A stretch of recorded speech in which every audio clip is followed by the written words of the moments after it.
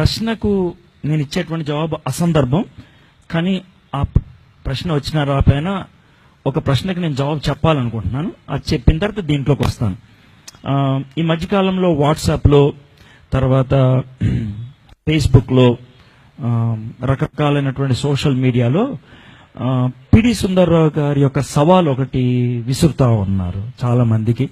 ఏమనంటే డిసెంబర్ 25వ తారీఖున క్రిస్మస్ కాదు, ఎవడైనా ఉంటే నా దగ్గర రండి అని కొంచెం అసందర్భమైనటువంటి పదాలు ఉపయోగించడం అనేది జరిగింది.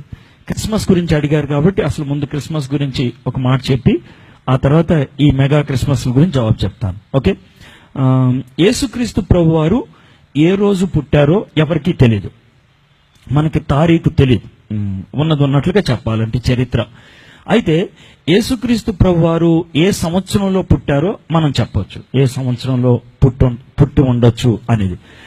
మొదట యేసు ప్రభు పలానా సంవత్సరంలో పుట్టినుంటాడేమో అనే ఉద్దేశంతో క్యాలెండర్ పెట్టారు. ఆ క్యాలెండర్ గురించి కూడా తర్వాత నేను చెప్తాను. గ్రెగేరియన్ క్యాలెండర్ అంటారు. 547లో డినేషియస్ ఎక్సూజియస్ అనేటువంటి ఆయన ఆ క్యాలెండర్ ని ప్రతిపాదించాడు. అంతకుముందు ప్రపంచంలో 4-5 క్యాలెండర్లు ఉండేది. గ్రీకు వాళ్ళకు ఒక క్యాలెండరు, హిబ్రూలకు ఒక క్యాలెండరు, ఇలాగా చైనా వాళ్ళకు ఒక క్యాలెండరు, ఇలాగా హిందువులకు ఒక క్యాలెండర్, కొంతమందికి కొన్ని క్యాలెండర్స్ ఉండే. క్యాలెండర్ అంటే కాలాన్ని కొలిచేది.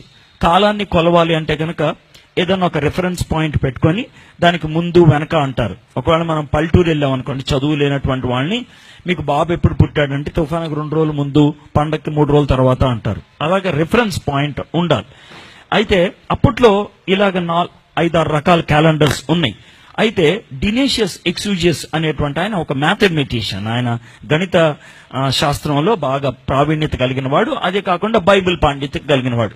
అయితే ప్రపంచమంతటిని ప్రభావితం చేయగలిగేటువంటి సన్నివేశం ఏంటి, ప్రపంచం ఏ సన్నివేశాన్ని బాగా గుర్తిస్తుంది అనే ఉద్దేశంతో ఆయన ఆలోచించాడు. ప్రపంచంలో ఎవరు బాగా ఉంటారని సన్నివేశాలు, వ్యక్తులు ఆలోచించినప్పుడు 3 వ్యక్తుల గురించి ఆలోచించాడని. 3 వ్యక్తులు ప్రపంచాన్ని బాగా ప్రభావితం చేశారు. ఒకటి అలెగ్జాండర్, రెండోది జూలియస్ సీజర్, మూడోది జీసస్ క్రైస్ట్.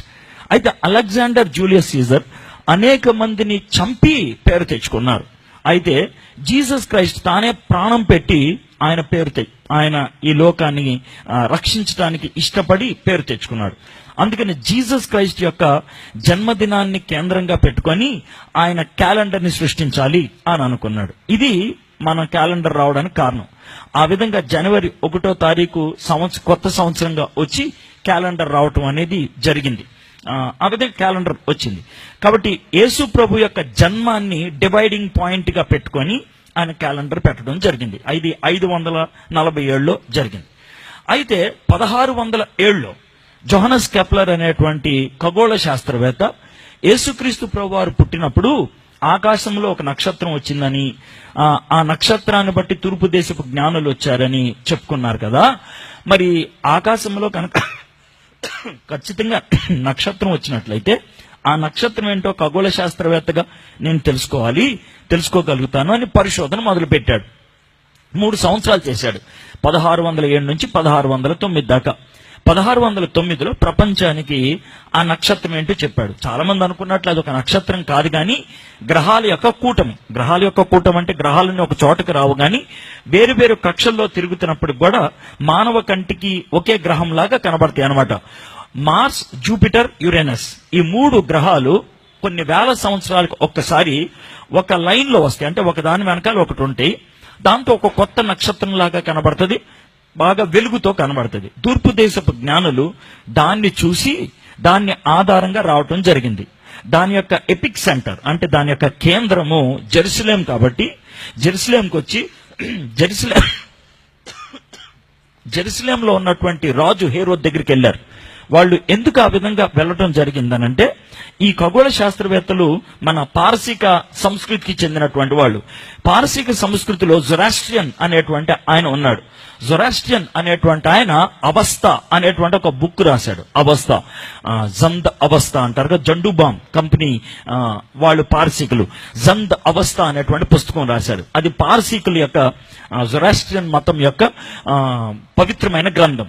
ఆ గ్రంథం 5వ అధ్యాయంలో ఏమని రాశాడంటే, లోకాన్ని విమోచించేటువంటి రక్షకుడు జన్మించినప్పుడు ఆకాశంలో ఒక తార వస్తుంది, ఆయన రాజుగా వస్తాడు అని రాశాడు.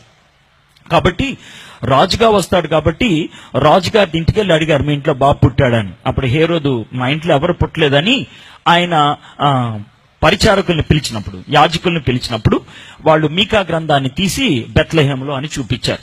అయితే ఈ జోహానస్ కెప్లర్ ఆ యొక్క 3 గ్రహాల యొక్క కలయిక ఎప్పుడు జరిగిందో కరెక్ట్ గా పిన్ పాయింట్ చేసి, మనం అనుకునేటప్పుడు క్రీస్తు శకం 1లో కాదు 4 BCలో అని చెప్పాడు. సో దాంతో యేసుక్రీస్తు యొక్క జన్మము 4 BCలో అనేటువంటి విషయాన్ని సంవత్సరం విధంగా ప్రపంచవ్యాప్తంగా శాస్త్రీయమైనటువంటి రుజువు దొరికింది. ఇది అయిపోయింది, ఒకటైపోయింది. సో మనకి ఇప్పుడు సంవత్సరం తెలుసు, యేసుక్రీస్తు ప్రభువారు 4 BCలో చనిపోయారని. దాంతో పాటు ఇంకొక రుజువు కూడా దొరికింది. ఎలాగనంటే ఏప్రిల్ 3వ తారీఖు క్రీస్తు శకం 29లో యేసుక్రీస్తు ప్రభువారు శుక్రవారం చనిపోయారని. దాంతో 33.5 సంవత్సరాలు పర్ఫెక్ట్ గా సెట్ అయిపోతుంది. సో ఆ విధంగా మనకి జీసస్ క్రైస్ట్ యొక్క బర్త్ డే, డెత్ డేకి మనకు ఒక విధంగా డేట్లు దొరికినట్లు అనిపించింది అనమాట. అయితే మనకి తెలిసినట్లుగా యేసుక్రీస్తు ప్రభువారు సంవత్సరం తెలుసు, కానీ మనకి తారీఖు తెలీదు. అయితే యేసుక్రీస్తు ప్రభువారు డిసెంబర్ 25న పుట్టిండొచ్చు అని ఎవరు తీర్మానించారు, ఎవరు నిర్ణయించారంటే, ఇప్పుడు మనకు పల్లెటూరులో టీచర్ దగ్గరికి పిల్లోని తీసుకొచ్చి ఎవరైనా మా పిల్లోని జాయిన్ చేసుకోండి అంటారు. అరే వీరికి బర్త్ సర్టిఫికెట్ ఉంటుందా అంటే ఉండదు, ఇది ఎప్పుడు పుట్టాడంటే తెలీదు. అప్పుడు టీచర్ గారు ఏదో తారీఖు వేస్తారు, ఏప్రిల్ 1, సెప్టెంబర్ 1, ఆగస్టు 1, జనవరి 1 వేస్తారు. ఎందుకంటే వాళ్ళకి కరెక్టే తెలియదు కాబట్టి. యేసు ప్రభు యొక్క జన్మదినం ఆ విధంగా వేశారు. ఈ విధంగా జన్మదినం డిసెంబర్ 25 అని నిర్ధారించినటువంటి వ్యక్తి ఎవరంటే కాన్స్టాంటినోపుల్ అనే చక్రవర్తి. కాన్స్టాంటినోపుల్ అనే చక్రవర్తి 323 క్రీస్తు శకం 323లో నికేయా అనేటువంటి ఊరిలో, ఇటలీలో నికేయా అనేటువంటిది ఒక ఊరు. ఆ ఊర్లో ప్రపంచవ్యాప్తంగా 318 మంది క్రైస్తవ నాయకుల్ని, బిషప్ల్ని పిలిపించాడు. ఆ టైంలో అందరికంటే బాగా ఎక్కువ ప్రాతినిధ్యం కలిగినటువంటి వ్యక్తిగా ఉన్న క్రైస్తవ నాయకుడు అథినేషియస్ యొక్క నాయకత్వం కింద 318 మంది బిషప్లు వెళ్లారు. మన భారతదేశం నుంచి కూడా ఒక బిషప్ వెళ్ళాడు. ఆయన పేరు బిషప్ జాన్. కొచ్చిన్ నుంచి ఆయన వెళ్ళటం జరిగింది. 318 మందిలో ఒకడు, 323లో. వాళ్ళు అక్కడ కూర్చొని యేసుక్రీస్తు గురించి ఒక సూత్రం రాశారు. దాన్ని నికే విశ్వాస సూత్రం అంటారు.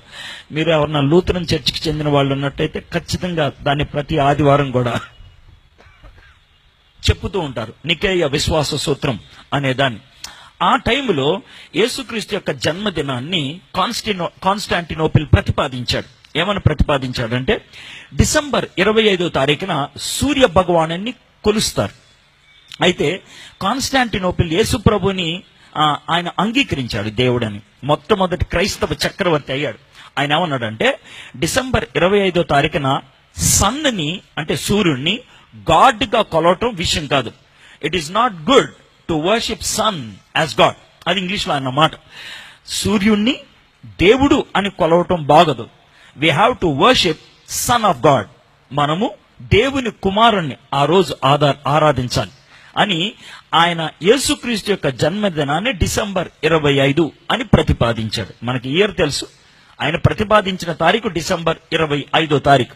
అప్పటి నుంచి డిసెంబర్ 25వ తారీఖుని వాళ్ళు క్రిస్మస్ గా ఆచరిస్తూ ఉన్నారు. మరి యేసు ప్రభు జన్మదినం డిసెంబర్ 25 అయితే జనవరి 1వ తారీఖున ఎందుకు సంవత్సరాన్ని డివైడింగ్ పాయింట్ గా పెట్టారు? ఇది మనకు వచ్చే ప్రశ్న. యూదులు చేసే పని ఏంటంటే, ఒక బాబు పుడితే గనక 8వ దినాన్న మందిరానికి తీసుకెళ్లి ఆ బాబు పేరు జనన లిస్ట్ లో రాసి ఆ రోజు తనని సెన్సస్ లో యాడ్ చేస్తారు.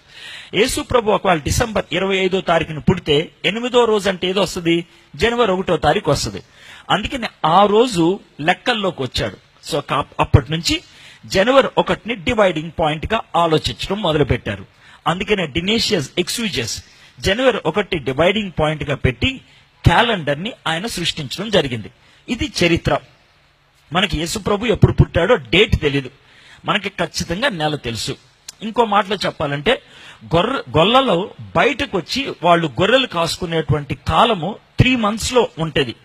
నవంబర్, డిసెంబర్, జనవరి ఈ 3 నెలలు మాత్రమే గొల్లలు ఇశ్రాయేల్ ప్రాంతంలో బయటికి తీసుకొచ్చి రాత్రిపూట కాసుకుంటూ ఉంటారు. ఇది జరిగేది. అయితే గొల్లలు వాళ్ళు చలిమంట కాసుకున్నారు, లేకపోతే రాత్రి మంట వేసుకొని ఉన్నారు అనేటువంటి మాట మనం చూస్తూ ఉంటాం.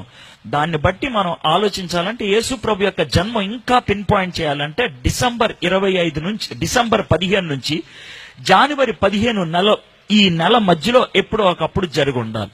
ఇంత క్లోజెస్ట్ పాయింట్ కి వచ్చిన తర్వాత యేసు ప్రభు యొక్క జన్మదినం డిసెంబర్ 25 అని ఎవరో ప్రతిపాదించారు. ప్రపంచమంతా ఆ రోజు జ్ఞాపకం చేసుకుంటున్నారు. కాబట్టి మనం కూడా జ్ఞాపకం చేసుకుంటే ఏముంది? అసలు విషయం ఏంటంటే యేసు ప్రభు పుట్టాడని నమ్మితే చాలు, ఆయన మన కోసం సిలువ మీద చనిపోయాడనే విషయాన్ని గుర్తిస్తే చాలు. యేసు ప్రభు ఈ లోకంలో పుట్టినందుకు గొప్పోడవలా, ఆయన ఈ లోకంలో పుట్టి మానవుడిగా మన కోసం చనిపోవటం అనేది గొప్ప. ఆయన శిలువ మరణము పునరుద్ధానం మనకు రక్షణ తీసుకొచ్చింది. ఆ కార్యానికి ఆరంభం అనేది క్రిస్మస్ అనేది కాబట్టి, జన్మదినం కాబట్టి జన్మదినాన్ని ఆచరిస్తున్నాం. పండగ చేసుకున్నంత మాత్రాన పరలోకంలోకి వెళ్ళాం. ఒకవేళ క్రిస్మస్ ఆచరించకపోతే అరే నువ్వు క్రిస్మస్ ఆచరించలేదు, కనీసం నా పుట్టినరోజు కూడా చేయబా, పో నరకానికి అని వేసే అండవు. ఒకవేళ తప్పు దినాన్న మనం యేసు ప్రభు జన్మదినాన్ని చేసుకుంటే నీకు ఆ మాత్రం ఇంగిత జ్ఞానం లేదురా, నేను డిసెంబర్ 25 పుట్టానని ఎవడన్నాడ్రా అని యేసు ప్రభు ఏం తిట్టడు. అర్థమైందా?